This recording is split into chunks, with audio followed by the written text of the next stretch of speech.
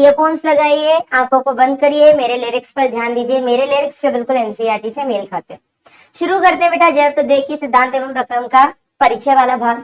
तो परिचय में सबसे पहले एक ही बात बताई गई, जैव प्रौद्योगिकी होती क्या है। तो EFB यानी कि यूरोपियन फेडरेशन ऑफ बायोटेक्नोलॉजी के हिसाब से जैव प्रौद्योगिकी का मतलब है जीव के अंदर टेक्नोलॉजी का लगाना।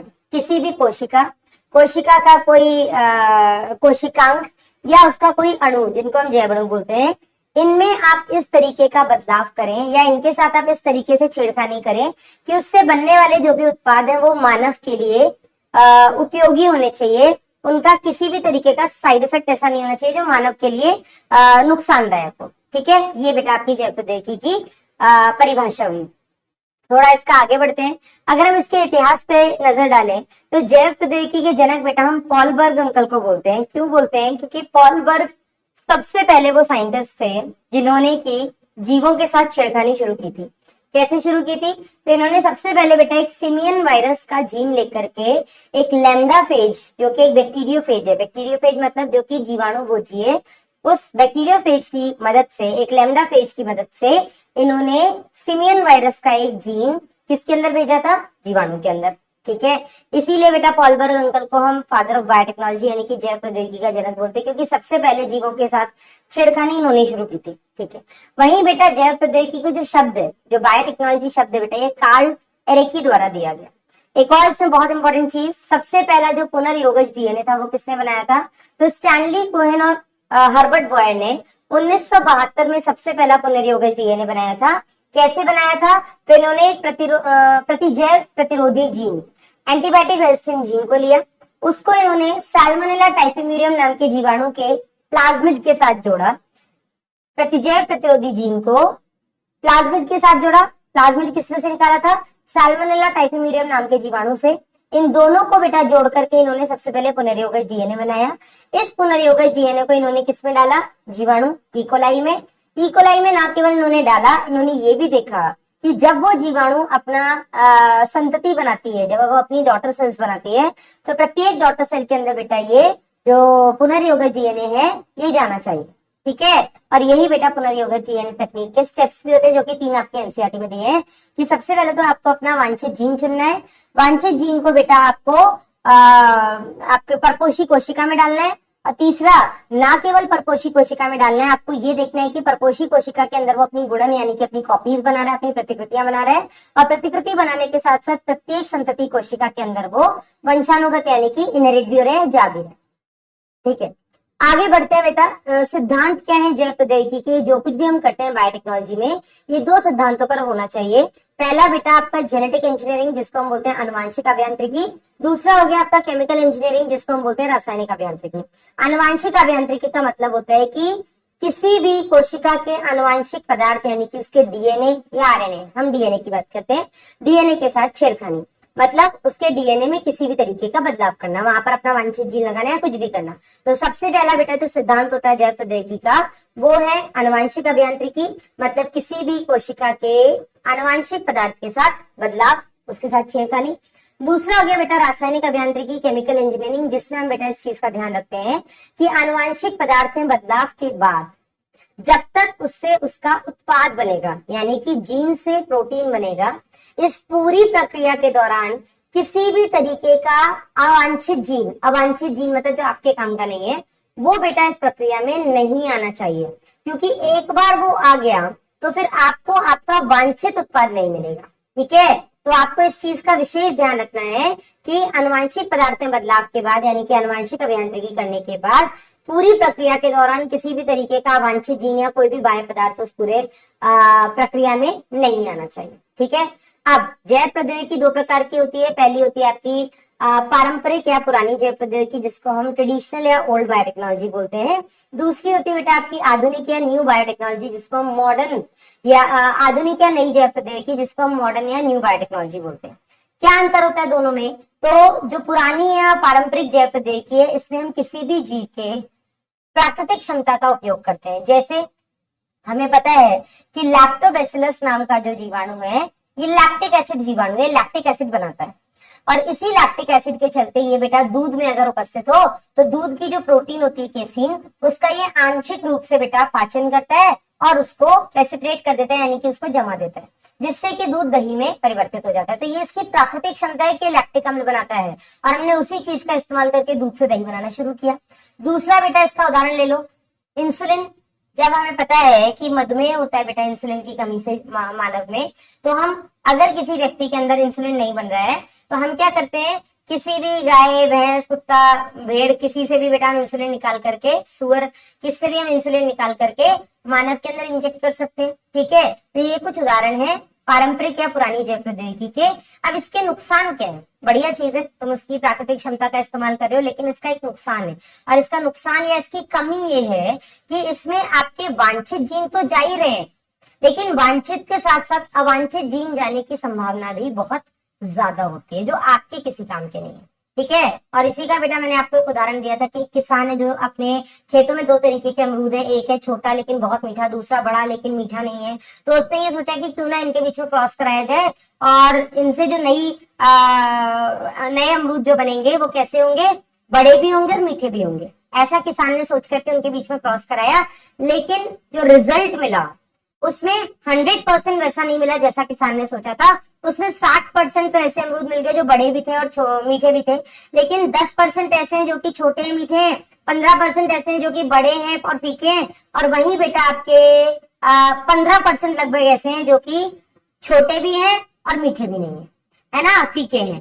तो यहाँ पर जो उसने सोचा था, जो वांछित उसने लक्षण सोचे थे, वो ही सारे वंशानुगत नहीं हुए, लेकिन सारे नहीं, कुछ ऐसी संततियां हुई जिनमें अवांछित जीन भी गए। ठीक है, तो ये बेटा आपकी पुरानी या पारंपरिक जैव प्रौद्योगिकी का नुकसान है, उसकी कमी है। वहीं बेटा अगर हम बात करें आधुनिक जैव प्रौद्योगिकी की, तो आधुनिक जैव प्रौद्योगिकी में केवल और केवल वांछित जीन ही वंशानुगत होते हैं। अवांछित जीन वंशानुगत नहीं हो सकते, क्योंकि हम वहां पर उस सिद्धांत का पालन कर रहे हैं रासायनिक अभियांत्रिकी का। ठीक है, चलो अब इस आधुनिक जैव प्रौद्योगिकी में तीन चीजों का ध्यान, मतलब तीन हम काम करते हैं। पहला, हम जीन क्लोनिंग कर सकते हैं, एक ही जीन की बहुत सारी प्रतिकृति बना सकते हैं। यहाँ पर हम पुनर्योगित डीएनए का निर्माण करते हैं, रिकॉम्बिनेंट डीएनए बनाते हैं। यहाँ पर बेटा हम मतलब अपने हिसाब से, अपनी इच्छा अनुसार हम यहाँ पे जीन्स लेकर के, एक और शब्द दिया है, जीन क्लोनिंग है, रिकॉम्बिनेंट डीएनए है और जेनेटिक मैनिपुलेशन, जो भी है। यहाँ पर आप बेटा किसी की प्राकृतिक क्षमता का इस्तेमाल नहीं कर रहे हैं, आप यहाँ पर अपनी इच्छा अनुसार अपने वांछित जीनों को जोड़ करके ही बेटा उनके उत्पाद बनवा रहे हैं। ठीक है, चल बढ़ते हैं आगे बेटा। अब पुनर्योगज डीएनए तकनीक के लिए हमें क्या क्या उपकरण चाहिए, तो हमें तीन मुख्य उपकरण चाहिए। सबसे पहला बेटा हमें उपकरण चाहिए एंजाइम्स, दूसरा हमें उपकरण चाहिए संवाहक जिनको हम बोलते हैं वेक्टर्स, तीसरा बेटा हमें उपकरण चाहिए परपोषी कोशिका यानी कि होस्ट से। सबसे पहले अगर हम बात करें एंजाइम्स हमें कौन कौन से चाहिए, तो एंजाइम्स में सबसे पहले हमें चाहिए लाइसिंग एंजाइम, फिर हमें चाहिए बेटा आपके न्यूक्लियेज, फिर हमें चाहिए alkaline phosphatase, phosphorylase, ligase, polymerase, reverse transcriptase. ये 7 ऐसे एंजाइम है जिनका हम उपयोग करते हैं जैव प्रौद्योगिकी में।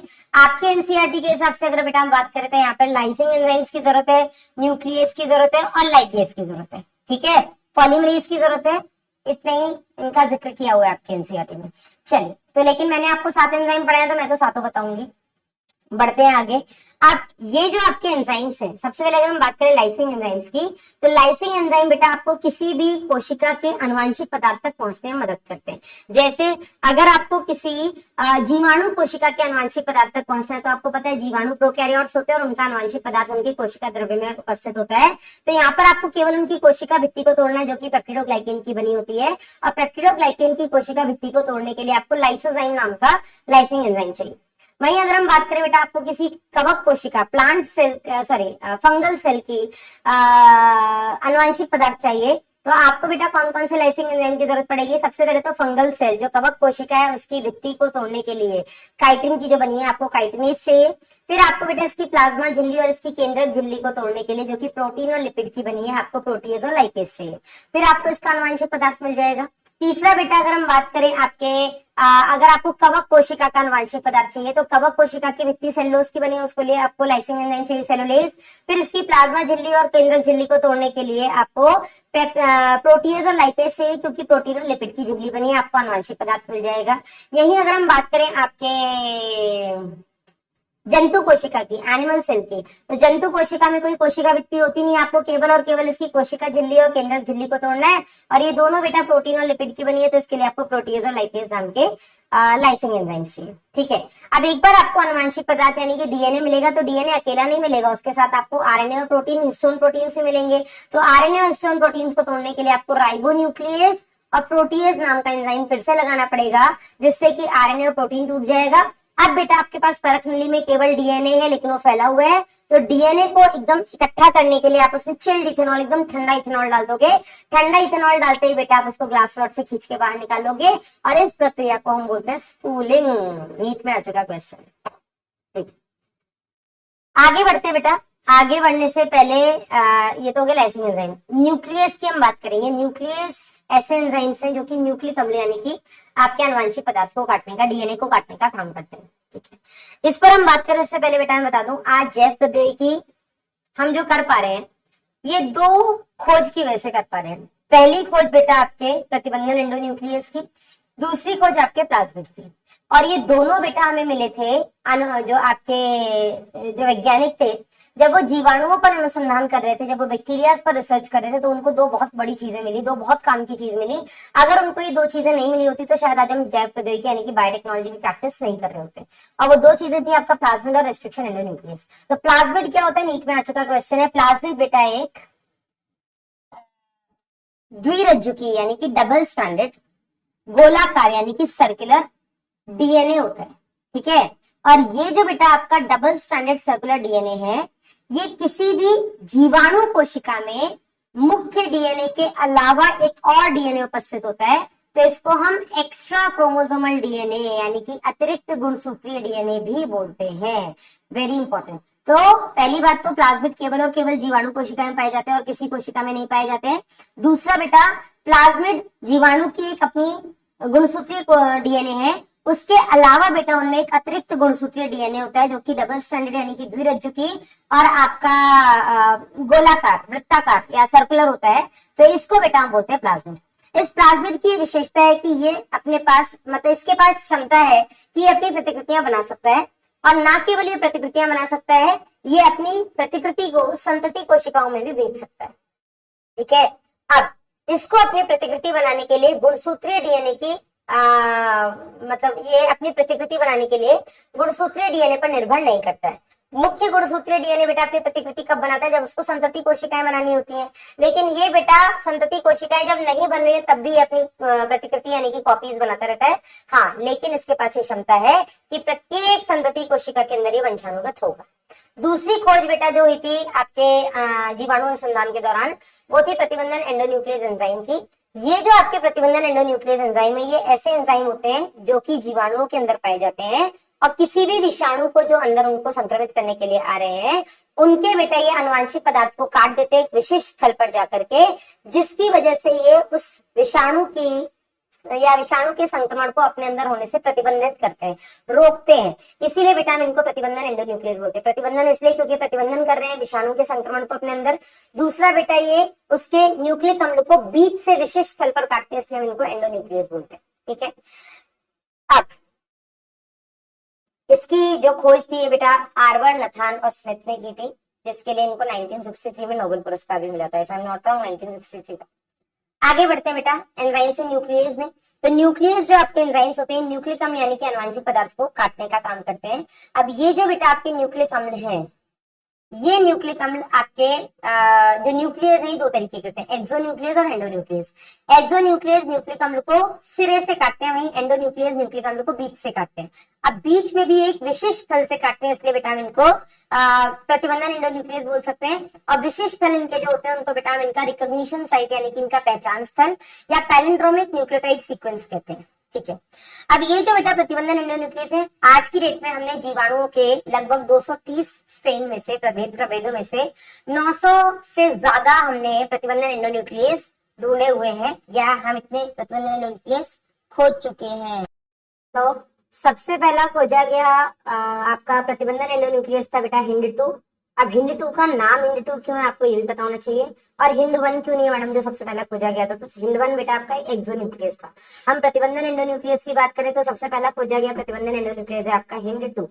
नामकरण की बात करते हैं बेटा तो किसी भी प्रतिबंधन एंडोन्यूक्लियस का जो पहला शब्द होता है, जैसे हिंद में एच जो कैपिटल है बेटा, जिस भी जीवाणु से इसको खोजा गया है, जिस भी जीवाणु से इसको निकाला गया है बेटा, तो इस जीवाणु का नाम था हीमोफिलस इन्फ्लुएंजा। तो उस जीवाणु का जो जीनस है हीमोफिलस, वहां से बेटा एच आया। इन्फ्लुएंजा इसकी प्रजाति या स्पीशी थी, वहां से आईएन आया। फिर बेटा इसका आरडी स्ट्रेन था, आरडी प्रभेद था, जिसमें से बेटा हमने डी ले लिया तो हिंद, और 2 दूसरे नंबर पे इसको खोजा गया, इसलिए इसका नाम हिंद 2 रखा गया। इसी तरीके से इको आर1 का बेटा आपके एनसीईआरटी में जिक्र है।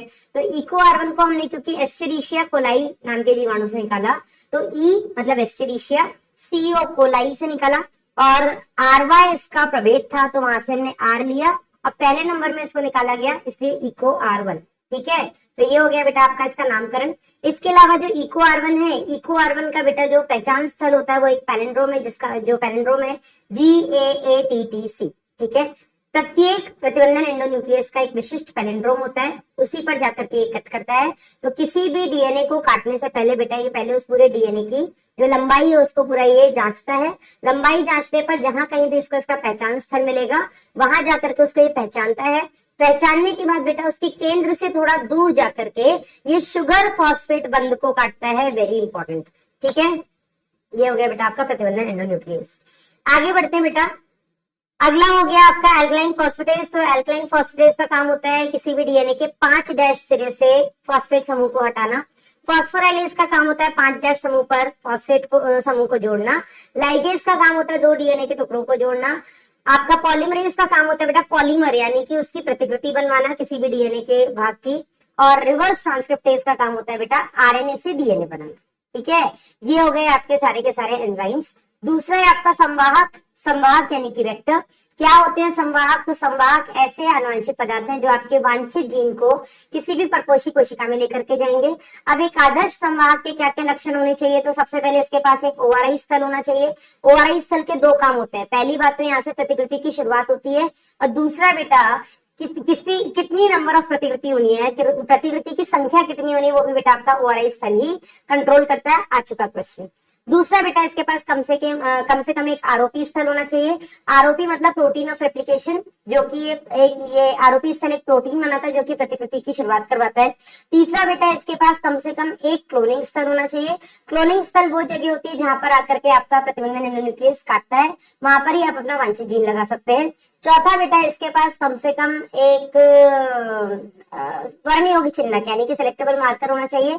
वर्ण योग्य चिन्हक ऐसे जीन्स होते हैं जिनकी मदद से आप रूपांतरज या पुनर्योगज को अपुनर्योगज कोशिका से अलग कर सकते हैं। ठीक है, अब पांचवा बेटा ये आकार में छोटे होने चाहिए जिसके चलते ये हैंडल करने में आसान होते हैं। ठीक है, अब आपकी एनसीईआरटी में जो संवाहक का जिक्र है डिटेल में, वो है बेटा आपका पीबीआर 322। पीबीआर 322 को लैब में बनाया गया था, जहां पर पी का मतलब है प्लाज्मिड। बॉलिवर और रॉड्रिग्यूज ने बेटा क्योंकि इनको बनाया था इसलिए इसका नाम पीबीआर रखा गया। 322 मतलब इतने बार प्रयोग करने के बाद बेटा इनको एक सफल पीबीआर या एक सफल प्लाज्मिड बना। ठीक है, अब यहाँ पर बेटा ओआरआई स्थल और आरोपी स्थल आपको मैंने बताई दी है। इसके पास क्लोनिंग स्थल कौन कौन से हैं? तो बेटा इसके पास क्लोनिंग स्थल है PST1, PVU1, eco R1, CLA1, Hind 3। इसके बाद फिर बेटा DAMH1, SAL1। ये 7 इसके पास क्लोनिंग स्थल है। इसके अलावा बेटा इसके पास एक ओआरआई स्थल है, एक आरोपी स्थल है। जो इसका आरोपी स्थल है वहीं पर बेटा एक और क्लोनिंग स्थल है, लेकिन उसको हम क्लोनिंग स्थल इसलिए नहीं बोलते क्योंकि अगर हम वहां पर अपना प्रतिबंधन एंडोन्यूक्लियस लगाएंगे तो इसका आरोपी स्थल जो होगा वो निष्क्रिय हो जाएगा। तो आरोपी वाले स्थल पर ही एक जीन है जो कि PST2 के लिए भी नहीं, PVU2 के लिए भी बेटा वो क्लोनिंग स्थल होता है। तो इसलिए हम इसको क्लोनिंग स्थल में नहीं गिनते, क्योंकि अगर हम PVU2 लगा देंगे तो आरोपी स्थल निष्क्रिय हो जाएगा। ठीक है, तो क्लोनिंग स्थल इसके पास 7 है। वर्ण योग्य चिन्ह की अगर हम बात करें तो इसके पास दो ऐसे जीन है जो कि सेलेक्टेबल मार्कर का काम करते हैं। एक है बेटा एम्पिसिलिन प्रतिरोधी जीन, दूसरा है टेट्रासाइक्लिन प्रतिरोधी जीन। तो यहाँ से बेटा आपको ये पता होना चाहिए कि एम्पिसिलिन प्रतिरोधी जीन पर दो क्लोनिंग स्थल है, PST1 और PVU1 के। वहीं टेट्रासाइक्लिन प्रतिरोधी जीन पर दो क्लोनिंग स्थल है, BAMH1 और SAL1 के। अब यहाँ से बेटा आपका क्वेश्चन आता है कि यदि किसी PBR 322 में मैंने SAL1 क्लोनिंग स्थल पर अपना वांछित जीन लगा दिया और इसको बेटा पुनर्योगज बना करके मैंने किसी इकोलाई की कॉलोनी में डाल दिया, तो इस इकोलाई का क्या होगा? तो क्योंकि बेटा मैंने अपना वांछित जीन SAL1 क्लोनिंग स्थल पर लगाया है, तो SAL1 कहां पर उपस्थित है? टेट्रासाइक्लिन प्रतिरोधी जीन पर। तो अब ये पुनर्योगज डीएनए बेटा टेट्रासाइक्लिन प्रतिरोधी नहीं रहा।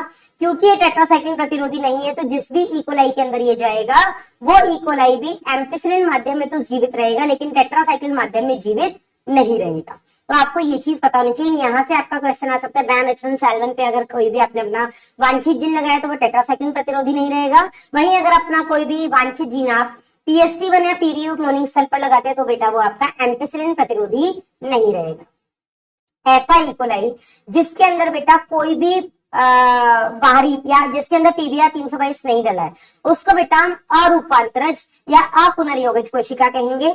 ऐसा इकोलाई जिसके अंदर हमने PBR 322 को डाला है वो बेटा रूपांतरज है, वो आपका ट्रांसफॉर्म हो चुका है। लेकिन क्योंकि उसमें केवल PBR 322 है तो इसलिए हमने उसको केवल रूपांतरज बोला। वही बेटा वो इकोलाई जिसके अंदर हमने PBR 322 वो डाला है, जहां पर हमने अपना वांछित जीन लगाया है किसी क्लोनिंग स्थल पर, तो वो बेटा आपका पुनर्योगज डीएनए हो जाएगा। और उस पुनर्योगज PBR 322 को अगर मैं किसी भी इकोलाई में डालूंगी तो वो इकोलाई आपका रूपांतरज भी होगा और पुनर्योगज भी होगा। ठीक है, जितने भी बेटा आपके जीवाणु होते हैं प्राकृतिक तौर पर ये किसी भी प्रतिजैव के लिए प्रतिरोधी नहीं होते हैं। इनको हम प्रतिजैव प्रतिरोधी तभी बना सकते हैं जब इनके अंदर हम कोई भी ऐसा प्रतिजैव प्रतिरोधी जीन डालेंगे। ठीक है, चलिए ये हो गया आपका वर्ण योग्य चिन्ह। आगे बढ़ते हैं बेटा। इसी में एक और आपका एग्जाम्पल दिया हुआ है कि प्रतिजैव प्रतिरोधी जीन के आधार पर आपके रूपांतरज और रूपांतरज या पुनर्योगज अपनर्योगज को ढूंढना थोड़ा सा मुश्किल है, इसलिए हमने एक और वर्ण योग्य चिन्ह देगा जहां पर हम रंग के आधार पर रूपांतरज को अरूपांतरज से या पुनर्योगज को अपनर्योगज से भिन्न करते हैं या उनको सेपरेट करते हैं। तो यहाँ पर बेटा हमने एक जीन लिया जिसको हमने ऐसी जगह पर डाला जो कि बीटा गैलेक्टोसाइडेज इस एंजाइम को कहीं ना कहीं निष्क्रिय करता है। एक्चुअली एक ऐसा जीन जो कि एंजाइम बनाता है, साथ ही साथ बेटा वहां पर आपका ये जो एंजाइम है वहां पर जो जीन है वहां पर एक बेटा क्रोमोजेनिक सबस्ट्रेट मतलब रंग देने वाला भी उसके पास एक लक्षण है, या रंग देने का भी उसके पास एक क्या बोलेंगे उसकी प्रॉपर्टी है उस जीन की कि वो आपके गैलेक्टोज की कॉलोनीज तो बनवा ही रहा है, साथ ही साथ वो रंग भी दे रहा है। तो हमने ये देखा बेटा सामान्य तरीके से या सामान्य जो आपका जीवाणु है जिसके अंदर ये जीन उपस्थित है, जो कि बेटा जिसको हम लैक्जेड जीन बोलते हैं, ये बेटा आपका सामान्य जीवाणु जिसके अंदर ये लैक्जेड जीन उपस्थित है वो बेटा आपके गैलेक्टोज की कॉलोनीज बना रहा है, वो नीले रंग का है। इसी के अंदर बेटा अगर मैं अपना बाहरी जीन डालती हूँ तो बाहरी जीन यानी कि वांछित जीन डालने पर, लेकिन वांछित जीन मैंने भी उस जगह पे नहीं डाला है जो कि लैक्जेड जीन को रोके, तो बेटा उस कंडीशन में भी बाहरी जीन डालने पर भी उसका रूपांतरण होने पर भी पुनर्योगज बनने पर भी वो नीले रंग की कॉलोनीज दे रहे हैं। वही बेटा अगर मैंने इस बाहरी जीन को वांछित जीन को उस जीन की जगह पर लगाया लैक्जेड जीन पर, जहां पर उसका क्रोमोजेनिक सबस्ट्रेट यानी कि जो रंग देने वाली जो उसका जीन वाला जो लक्षण था उसको बेटा मैंने निष्क्रिय कर दिया है। वांछित जीन के लगाते ही बेटा उसका रंग देने की जो प्रॉपर्टी है वो खत्म हो गई, जिसके चलते उसकी जो कॉलोनीज बनेंगी बेटा वो सफेद रंग की कॉलोनीज बनेंगी। ठीक है, इसको बेटा हम बोलते हैं निवेशी निष्क्रियता यानी कि इंसर्शन इनएक्टिवेशन, कि बाहरी जीन के इंसर्ट करते ही उसके निवेश करते ही उसका जो कैरेक्टर था वो निष्क्रिय हो गया, यानी कि वो रंग देने वाली उसकी प्रॉपर्टी थी वो खत्म हो गई। ठीक है, अन्य बेटा जो संवाहक हम जैव प्रौद्योगिकी में यूज कर सकते हैं, वैसे तो कई सारे पर एनसीईआरटी में जो जिनका जिक्र है वो बेटा आपके रेट्रोवायरस पश्च विषाणु। तो रेट्रोवायरस ऐसे विषाणु होते हैं जिनके पास आरएनए होता है एज अ जेनेटिक मटेरियल, और इनका बेटा इस्तेमाल हम करते हैं अपने वांछित जीन को किसी भी जंतु कोशिका में ले जाने के लिए। वही बेटा दूसरा है आपके पास एग्रोब्रेक्यूरियम ट्यूमिफेशियन नाम का एक जीवाणु होता है जिसके पास एक प्लाज्मिड है, उसका नाम है टीआई प्लाज्मिड। टीआई का मतलब होता है ट्यूमर इंड्यूसिंग, जो अर्बुद कॉज करता है कई सारे डाइकॉट प्लांट्स में, द्विबीजपत्री पादपों में, कई सारे, सब में नहीं। ठीक है, इसका बेटा हम एग्रोबैक्टीरियम ट्यूमेफेशियन का बेटा टीआई प्लाज्मिड इस्तेमाल करते हैं, वहां पर अपना वांछित जीन डालकर उसके ट्यूमर इंड्यूसिंग प्रॉपर्टी को खत्म करके करते हैं और अपने वांछित जीन को बेटा उसके थ्रू हम पादपों में भेज सकते हैं। और ये जो एग्रोबैक्टीरियम ट्यूमेफेशियन है इसको हम प्राकृतिक अनुवांशिक अभियांत्रिक भी बोलते हैं, नेचुरल जेनेटिक इंजीनियर बोलते हैं, क्योंकि इसके पास नेचुरली ये क्षमता है कि ये कई सारे द्विबीजपत्री पादपों में अर्बुद कॉज कर सकता है, उनके अंदर बदलाव कर सकता है। तीसरा बेटा हम जीवाणु भोजी का इस्तेमाल कर सकते हैं, अगर मुझे जीवाणु के अंदर कोई भी ऐसा बदलाव करना है तो। ठीक है, हम जीवाणु भोजी यानी कि आपके बैक्टीरियोफेजेस के अंदर भी अपना वांछित जीन डाल करके जीवाणुओं में भेज सकते हैं। इसके अलावा बेटा कई अन्य संवाहक होते हैं, बैक हो गया, याक हो गया, जिसका जिक्र आपके एनसीईआरटी में नहीं है, लेकिन यहाँ पर ये बताना मैं बहुत जरूरी समझती हूँ कि जो याक है, ईस्ट आर्टिफिशियल क्रोमोसोम, इसका इस्तेमाल बेटा हम ह्यूमन जीनोम प्रोजेक्ट में कर रहे हैं, जहां पर हम ह्यूमंस के अंदर कौन कौन से जीन है, किस लक्षण के लिए जरूरी है, इसका अध्ययन करने के लिए बेटा हम याक नाम के संवाहक का इस्तेमाल कर रहे हैं। ठीक है, आगे बढ़ते बेटा परपोषी कोशिका। तो परपोषी कोशिका वो कोशिका है जिसके अंदर हम अपने वांछित जीन को डालेंगे। अब ये आपकी जीवाणु कोशिका हो सकती है, आपकी कोई भी कोशिका हो सकती है जिसके अंदर आप अपने वांछित जीन को डाल रहे हैं। अब किसी भी जीवाणु कोशिका में अगर मुझे अपने वांछित जीन को डालना है, ठीक है, तो जीवाणु कोशिका में बेटा क्या होता है कि उसकी जो आपकी झिल्ली है, ये झिल्ली बेटा आपको पता है लिपिड्स और प्रोटीन्स की बनी है, मुख्यतः आपकी फॉस्फोलिपिड की बनी है, जो कि दो लेयर में होती है, दो परत में होती है। तो आपको पता है बेटा ये जो वसा होता है, ये वसा, इसके दो भाग होते हैं, एक शीर्ष, एक इसकी पूंछ, जिसमें जो शीर्ष होता है बेटा वो जल रागी होता है और पूंछ जल विरागी होती है। तो अगर मेरा डीएनए इसके अंदर जाने की कोशिश करेगा तो डीएनए बेटा क्योंकि अपना जल घुलनशील होता है, तो पहली बात तो डीएनए से वैसे पार नहीं कर पाएगा क्योंकि इसमें जल विरागी पूंछ है, वो डीएनए को नहीं जाने देगी।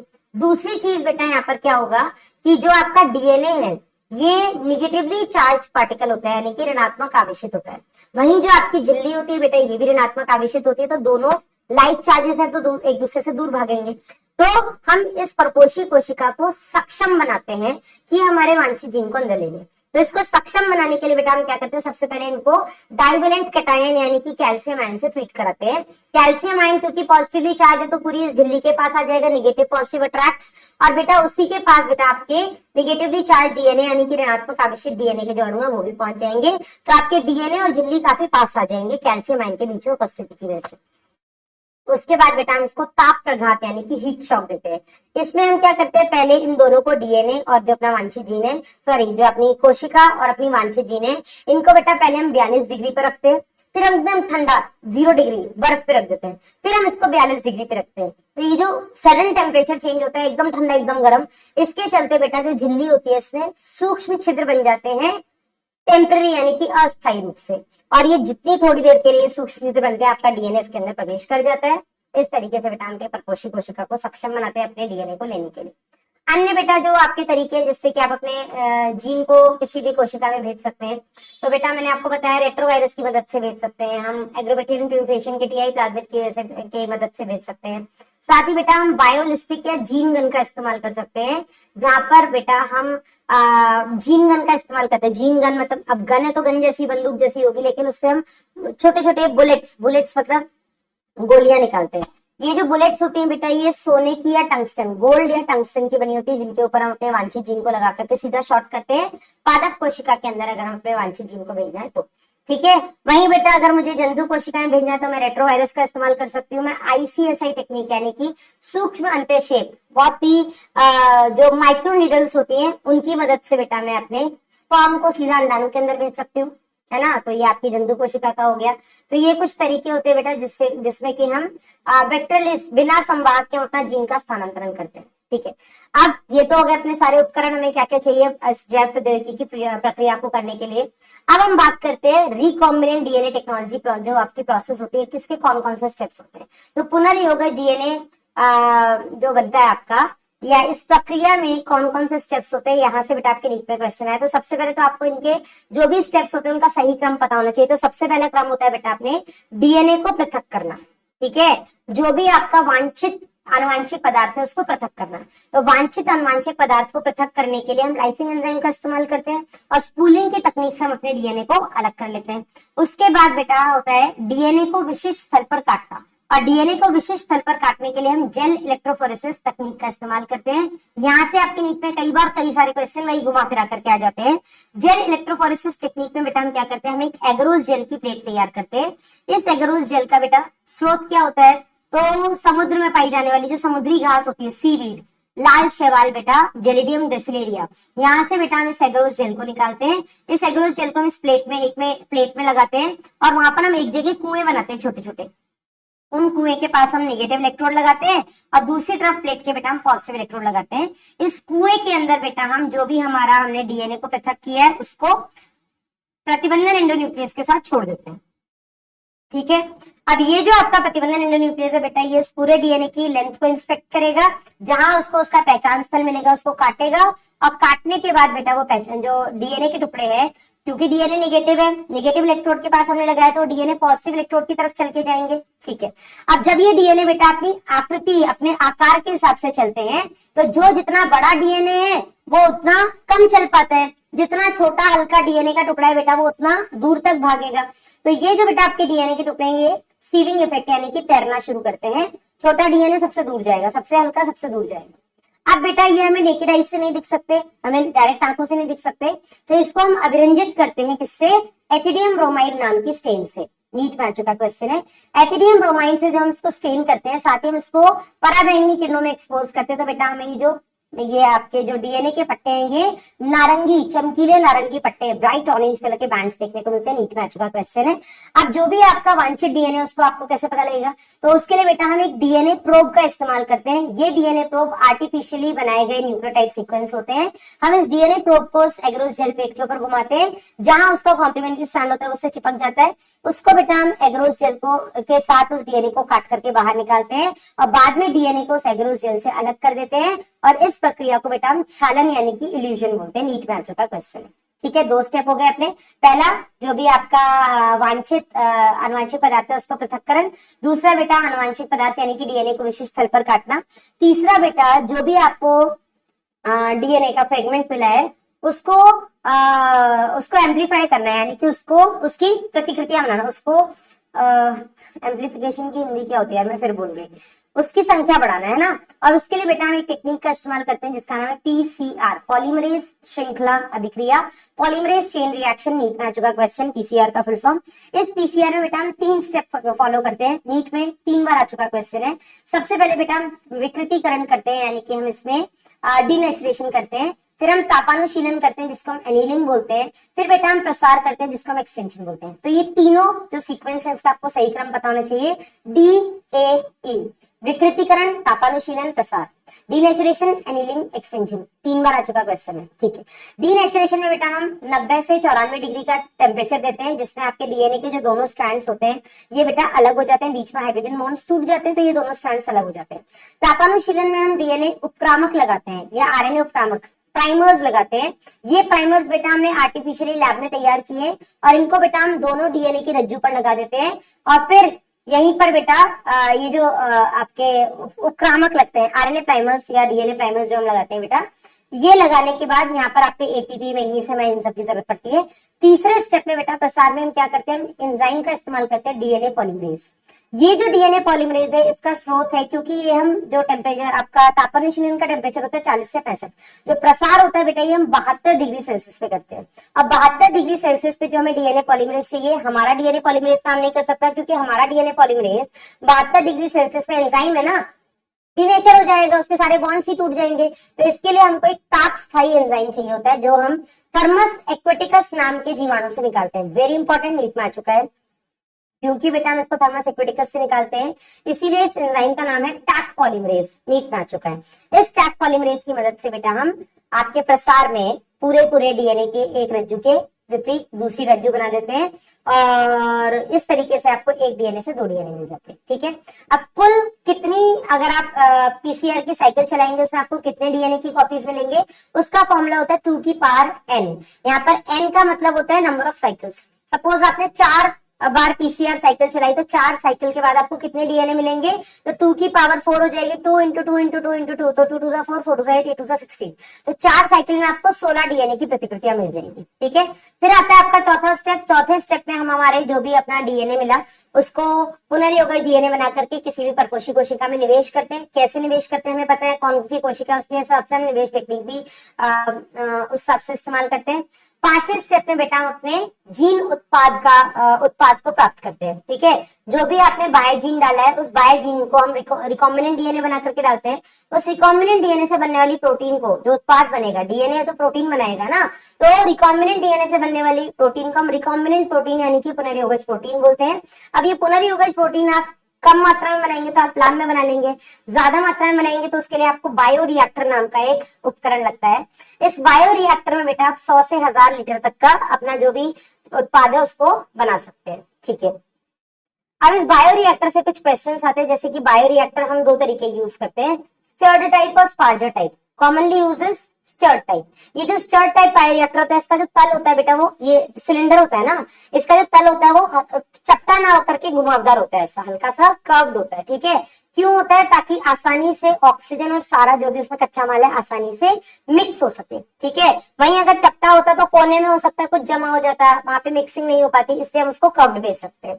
इस बायोरिएक्टर के अंदर बेटा हम एक मोटर से लगा करके रॉड लगाते हैं, रॉड अटैच करते हैं, उस रॉड में ब्लेड्स लगे हुए होते हैं जो सारा मिक्सचर को घुमाने के काम आता है। ठीक है, अब यहाँ पर बेटा इसी बायोरिएक्टर में आपका पीएच कंट्रोलर, आपका ताप कंट्रोलर, ऑक्सीजन डिलीवरी सिस्टम, आपका एक जगह से जहां से आप कच्चा माल अंदर भेज रहे हो, दूसरी जगह से आप थोड़े थोड़े सैंपल निकाल रहे हो और एक जगह से आप प्रोडक्ट निकाल रहे हो, तो यहाँ पे आप कंटिन्यूअसली एक तरफ से कच्चा माल भेजते रहते हो, दूसरी तरफ से अपना सैंपल निकालते रहते हो, और इस तरीके से बेटा ये कंटिन्यूअस प्रोसेस होता है। तो बायोरिएक्टर के अंदर आपका यही इंपॉर्टेंट है, पहली चीज तो इसका बेस कर्व्ड क्यों होता है, ताकि आसानी से मिक्सिंग हो जाए ऑक्सीजन और बाकी सारे माल की। दूसरा बेटा इसमें एक फोम कंट्रोलर भी होता है, जो कि सबसे ऊपर एक ब्लेड लगा होता है, जो कि पूरी अभिक्रिया या पूरे इस प्रक्रिया के दौरान जो भी झाग बनता है उस झाग को तोड़ने का काम करता है, ताकि आसानी से ऑक्सीजन अंदर तक आ सके। ठीक है, अब जो भी आपको उत्पाद मिला, उत्पाद मिलने के बाद बेटा आता है आपका अनुप्रवाह संसाधन यानी कि डाउनस्ट्रीम प्रोसेसिंग। इस डाउनस्ट्रीम प्रोसेसिंग में हम पूरे के पूरे उत्पाद को जो भी हम निकाल रहे हैं उसको हम बेटा सेपरेट, पृथक करके उसको प्यूरिफाई करते हैं, यानी कि हम उसका शोधन, उसका पृथक्करण और शोधन करते हैं। ठीक है, उसको हम सेपरेट करके प्यूरिफाई करते हैं। तो अनुप्रवाह संसाधन में यही 2 चीजें आती है, पृथक्करण और शोधन, सेपरेशन एंड प्यूरिफिकेशन। इसके बाद बेटा जो भी आपका उत्पाद बना है, अब इस बायोरिएक्टर, इस पूरी तकनीक से हम वैक्सीन बना रहे हैं, हम इससे हार्मोन्स बना रहे हैं, प्रोटीन हार्मोन्स बना रहे हैं, हम इससे दवाइयां बना रहे हैं, जो कुछ भी हम बना रहे हैं बेटा, पहले तो हमने उसको पृथक करके शोधन किया, उसका सेपरेशन एंड प्यूरिफिकेशन किया। इसके बाद बेटा हम क्या करते हैं, इसको डायरेक्ट मार्केट में नहीं भेजते हैं, हम क्वालिटी कंट्रोल टेस्टिंग करते हैं। ठीक है, हम इसकी टेस्टिंग करते हैं, हम क्लिनिकल ट्रायल्स करते हैं, हम कुछ चूहों पर, फिर कुछ बंदरों पर, फिर कुछ और जानवरों पर, सब पर जब हम इसके मिनिमम साइड इफेक्ट्स दिखते हैं, साइड इफेक्ट्स नहीं दिखते, तब जाकर के बेटा हम इनको मानवों पर ट्राई करते हैं।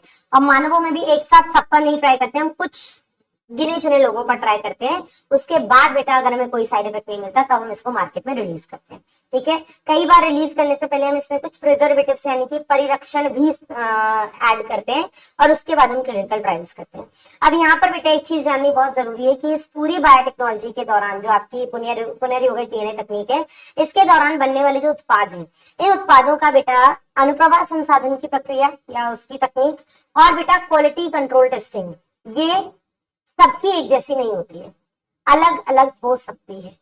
ठीक है, इस तरीके से हम पुनर्योगज डीएनए तकनीक, तो आपको इसके पहले पूरी प्रक्रिया के ये 6 स्टेप का सही क्रम पता होना चाहिए। सबसे पहले हम क्या करते हैं, अपने आनुवांशिक पदार्थ को पृथक करते हैं, फिर डीएनए को हम विशिष्ट स्थल पर काटते हैं जिससे कि हमें हमारा डीएनए का टुकड़ा मिल सके, जो वांछित डीएनए का टुकड़ा है।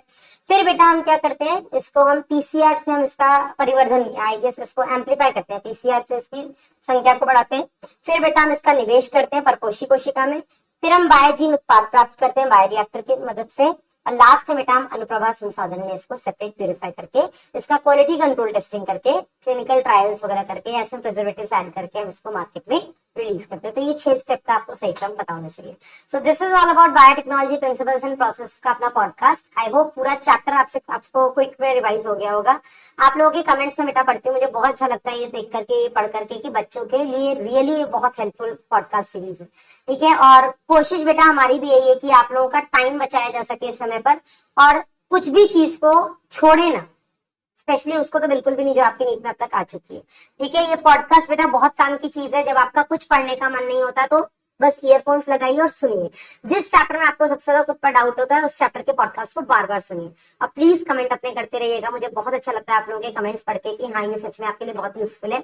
और मैं पूरे पॉडकास्ट के दौरान जहां से भी आपके नींद में क्वेश्चन आ चुके हैं उस चीज को बार बार रिपीट कर देती हूँ ताकि आपका ध्यान उधर जाए कि ये हम गलती से ना भूल जाए। ठीक है, बाकी अपना ध्यान रखिएगा, मिलेंगे नेक्स्ट पॉडकास्ट में नेक्स्ट अध्याय के साथ। Till then bye bye.